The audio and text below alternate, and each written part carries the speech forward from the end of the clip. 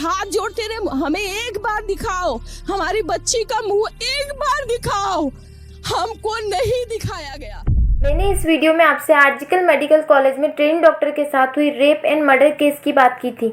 इस painful incident के बाद जिस तरह की न्यूज़ सामने आ रही है, ये बेहद शर्मनाक बात है। पहले तो जो ऑन ड्यूटी ट्रेन डॉक्टर के साथ हुआ, उसने देश के हर एक इंसान की आंखें नम कर दी है।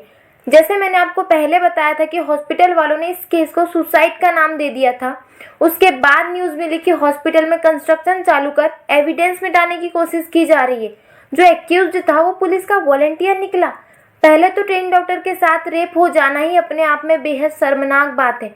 और जो लोग यानी कि वहाँ के डॉक्टर्स और आम जनता जब इसके लिए प्रोटेस्ट कर रही है, तो 14 अगस्त की रात कुछ लोगों की भीड़ आती है, उन्हें बुरी तरीके से मारती है, हॉस्पिटल, वार्ड और सेमिनार हॉल में तोड़फोड़ करती है। इसके बाद कोलकाता पुलिस का इस बात पर ईगो हर्ट हो रहा है कि लोग उन पर बिलीव क्यों नहीं कर पा रहे। पर क्या कोलकाता पुलिस भरोसे के लायक भी है क्या?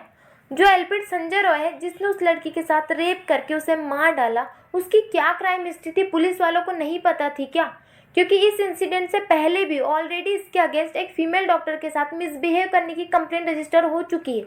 लेकिन इस पर पुलिस ने क्या किया? No action at all. और इस केस के भी उससे पहले एक और औरत ने लाल बाजार पुलिस स्टेशन में यह कह के रिपोर्ट लिखाई थी कि रॉय उसे 3 महीनों से फ़ोन करके परेशान कर रहा है, उसे हरेस कर रहा है। उस लेडी के एलिगेशन है कि रॉय ने पहली बार उसे मेडिसिन खरीदने के बहाने आर्जिकल मेडिकल हॉस्पिटल से ही उससे कांटेक्ट किया था, फिर प्रिस्क्रिप्शन से उसका नंबर चुरा लिया। उसके बाद लगातार रॉय उस पर प्रेशर डाल रहा था और धमकी दे रहा था कि वो लेडी उससे मिलने आए। अगेन इस पर कोलकाता पुलिस ने क्या एक्शन लिया? इसके ऊपर उसकी हिस्ट्री भी कुछ खास नहीं है। डोमेस्टिक वायलेंस के उसके ऊपर कितने सारे एलिगेंस लग चुके हैं, फिर भी उस पर कोई एक्शन नहीं लिया गया। जब संजय रॉय की हिस्ट्री क्लियर शो हो रही है कि वो एक सीरियल ऑफेंडर है, फिर भी वो कैसे सिविक वॉलंटियर बन जाता है? ऐसे गवर्नमेंट लेवल पोस्ट के लिए कोई बैकग्राउंड चेकिंग नहीं होती है क्या?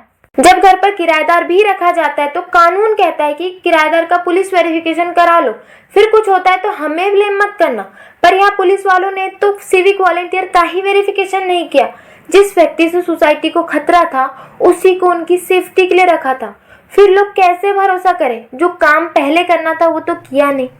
बात यहीं पर खत्म नहीं होती है। ट्रेनी डॉक्टर का रेप और मर्डर हो जाता है और उस पर कॉलेज के प्रिंसिपल पर कई घंटों तक कोई एक्शन नहीं लिया जाता। उसके रिजाइन करने के 12 घंटे के अंदर ही उसे दूसरे कॉलेज में प्रिंसिपल बना दिया जाता है। आज तक न्यूज़ की एक रिपोर्ट में मुर्शिदाबाद मेडिकल कॉलेज के एक अधिकारी अख्तर अली ने बताया कि उन्होंने अपनी लाइफ में संदीप घोष जैसे करप्ट इंसान को आज तक नहीं देखा। ये व्यक्ति हर काम में 20% कमीशन खाता है। अख्तर अली ने कहा कि मैंने खुद इसके खिलाफ रिपोर्ट की थी, मगर कोई एक्शन नहीं लिया गया। जिसके भरोसे लोग हॉस्पिटल में आते हैं, वही करप्ट निकला। यह सब देखते हुए प्रोटेस्ट कर रहे डॉक्टर्स ने कुछ डिमांड सामने रखी है। पहली तो ये कि इस केस की प्रॉपर न्यूट्रल इन्वेस्टिगेशन होना चाहिए, और वो भी एक्सटर्नल कमिटी के द्वारा। सेकेंड, एक्सक्यूज को जल्द से जल्द पकड़ के विदाउट एनी डिले उसी की लैंग्वेज में स्ट्रिक्ट से स्ट्रिक्ट सजा दी जाए। नेक्स्ट डिमांड इज इंडिया के हर एक गवर्नमेंट हॉस्पिटल में, वार्ड में और डॉक्टर रूम के बाहर सीसीटीवी कैमरे इंस्टॉल होने चाहिए। एंड जब तक इसके टेंडर्स पर साइन नहीं होते, कोई भी डॉक्टर अपनी सेफ्टी कॉम्प्रोमाइज करके हॉस्पिटल में नहीं रुकेगा। चौथी डिमांड है कि हर एक वार्ड में फीमेल डॉक्टर के लिए एक अलग डॉक्टर रेस्ट रूम होना चाहिए। पांचवी डिमांड, हर एक वार्ड के बाहर टाइट सिक्योरिटी गार्ड होना चाहिए। छठवीं डिमांड है, हर एक गवर्नमेंट हॉस्पिटल जहां रोज के हजारों पेशेंट आते हैं, वहां एक 24/7 आवर के लिए छोटी पुलिस चौकी होनी ही चाहिए। Next and last demand is resident doctor के नंबर्स इंक्रीज किए जाए और हर रेसिडेंट डॉक्टर के लिए हेल्दी वर्क टाइम शेड्यूल बनाया जाए।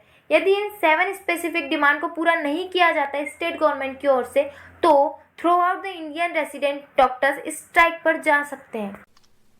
नेशनल जुडिशियल डेटा ग्रिड के अकॉर्डिंग इस वक्त देश के अलग अलग कोर्ट में इस तरह के 4,40,00,000 केस पेंडिंग में है।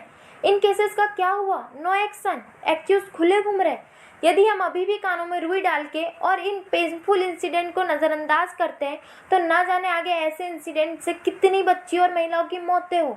शर्म की बात यह है कि इंडिया के कुछ लोगों की सोच इतनी बेकार और घटिया हो चुकी है कि विक्टिम को ही ब्लेम कर रहे हैं। छोटे कपड़े पहनती है ना लड़कियाँ, सेमिनार हॉल में जाने की क्या ज़रूरत थी?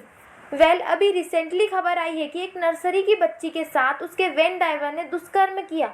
अब बताओ नर्सरी की बच्ची ने क्या किया होगा, उस मासूम की क्या गलती। जो डॉक्टर अपनी 36 घंटे की ड्यूटी के बाद थक के सो जाती है, उसने क्या किया, उसकी क्या गलती।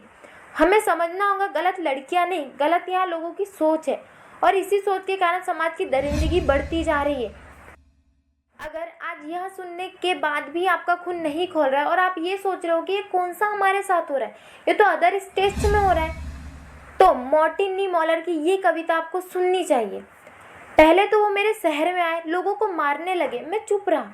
फिर वो मेरे मोहल्ले में आ गए, मैंने अपने कान बंद कर लिए। फिर वो मेरे पड़ोस में आ गए, मैंने अपनी आंखें बंद कर ली। लेकिन जब वो मेरे घर आए, मैं चिल्लाया, तब मुझे सुनने वाला कोई बचा ही नहीं था। हमें इस केस को निर्भया या कोर्ट में पड़े 4 करोड़ 40 लाख केसेस जैसा नहीं रखना है।